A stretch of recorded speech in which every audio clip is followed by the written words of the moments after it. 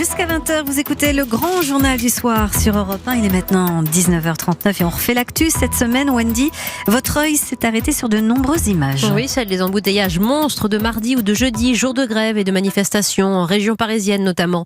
Images de ces foules de travailleurs dans les tunnels de métro, le RER ou les gares. Paris impacté, mais la France entière également avec ses trains et ses avions annulés. Bonsoir Michel Vivorca. Bonsoir. J'imagine que ces images n'auront pas non plus échappé aux sociologues que vous êtes. Que vous inspirent-elles ? Elles sont très impressionnantes. Je pense qu'elles nous montrent que la France a beaucoup changé par rapport à 1995, quand il y avait eu également un très puissant mouvement. Je pense qu'il y a beaucoup plus aujourd'hui de ces problèmes de gens entassés dans des couloirs de métro, ne parvenant pas à monter dans des bus ou dans des trains, toutes ces choses-là. Je pense qu'aujourd'hui, ce qu'on peut appeler encore la banlieue, a pris une importance bien plus grande qu'avant dans la vie économique de la région parisienne. Et donc c'est très impressionnant et ça témoigne vraiment d'une évolution économique et démographique. Ça, oui. C'est pour la région parisienne. Je pense aussi que ça nous indique qui souffre le plus de tout ceci. Ce sont ceux qui n'ont pas le choix, qui doivent aller travailler ou se déplacer, en tout cas malgré la grève. Pour d'autres, c'est moins grave, c'est moins difficile. Image de la France qui bosse et qui souffre, c'est ce que vous dites Michel Vivorca.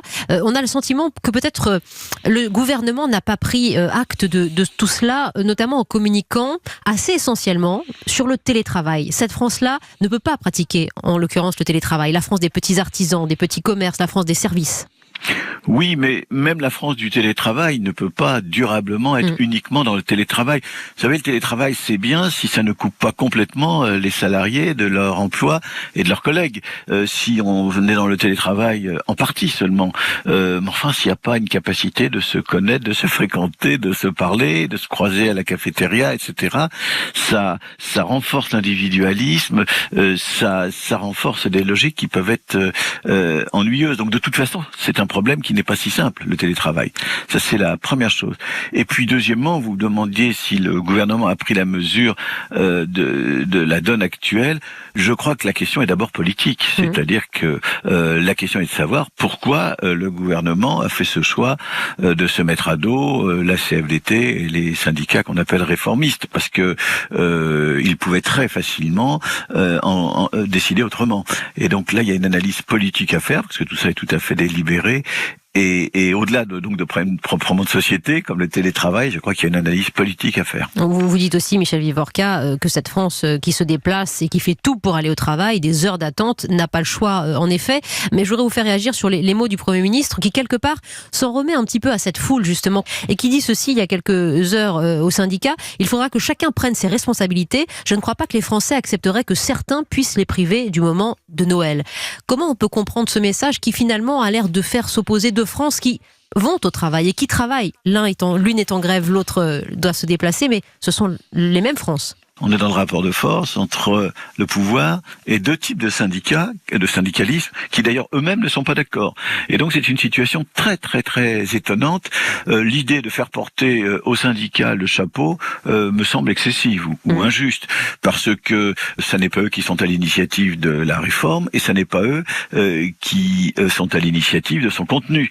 On ne peut pas dire d'un côté: je vous tends la main, discutons, négocions, et en même temps, si vous ne faites pas ce que nous avons décidé, c'est vous qui serez responsable. Donc je trouve que c'est excessif. Et là, je voudrais qu'on arrive au rapport des Français au travail, Michel Vivorca. Aujourd'hui, en 2019, quel est-il ce rapport ? Les Français considèrent que le travail perd de son sens aujourd'hui.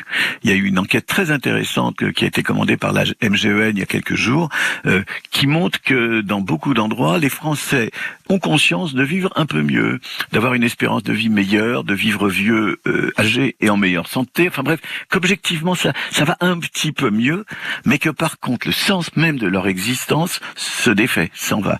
Et le sens qui s'en va, il se perd au travail avant tout. Et quand vous dites sens du travail, ce n'est pas la valeur du travail. Cela ne se pose pas simplement en termes de rémunération. C'est l'utilité dans le corps social. Exactement. Ça n'est pas la même chose. Une chose est d'être payé correctement, et une autre chose est de se réaliser dans son travail et d'y donner un sens. Vous avez des gens qui acceptent d'ailleurs d'être moins bien payés que ce qu'ils pourraient obtenir ailleurs, parce que le travail les intéresse. Et vous avez des gens qui sont bien payés, mais qui se demandent à quoi ça sert tout ça.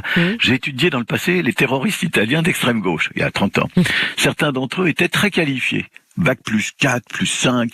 Ils travaillaient à la chaîne avec des salaires d'ailleurs qui n'étaient pas nuls, à chez Fiat ou autre. Ces gens-là avaient un sentiment profond, c'est un cas extrême bien sûr, d'être déqualifiés, disqualifiés, méprisés, qu'on leur faisait faire des choses qui correspondaient pas du tout à ce qu'ils pouvaient apporter à la société. Ils ont basculé dans le terrorisme. Alors je dis pas du tout qu'on en est là en France, mais je dis simplement, il faut faire très attention, le salaire, les horaires, un certain nombre de choses très importantes, bien sûr, ne suffisent pas à faire en sorte que les Français aiment leur entreprise, leur emploi, leur travail, leur métier. D'où la fébrilité qui monte en ce moment. Quand on nous entrave en plus à faire un travail qu'on ne juge pas forcément utile ou intéressant, on comprend que les journées soient longues. Michel Vivorca. Oui, je pense que parmi tous ces gens qui veulent absolument venir travailler, oui. Certains n'ont pas le choix économiquement, évidemment. S'ils ne viennent pas, ils perdent leur salaire, ils perdent leurs revenus, donc c'est une catastrophe. Mais je crois aussi qu'un certain nombre sont attachés à leur travail, justement, et qu'ils pensent que ce qu'ils font fait sens. Il n'y a pas simplement le salaire, mais il y a de moins en moins le sentiment que les choses font sens. Michel Vivorca, sociologue et directeur d'études à l'EHESS, était avec nous ce soir. Merci d'avoir refait l'actu avec nous, Michel. Bonsoir.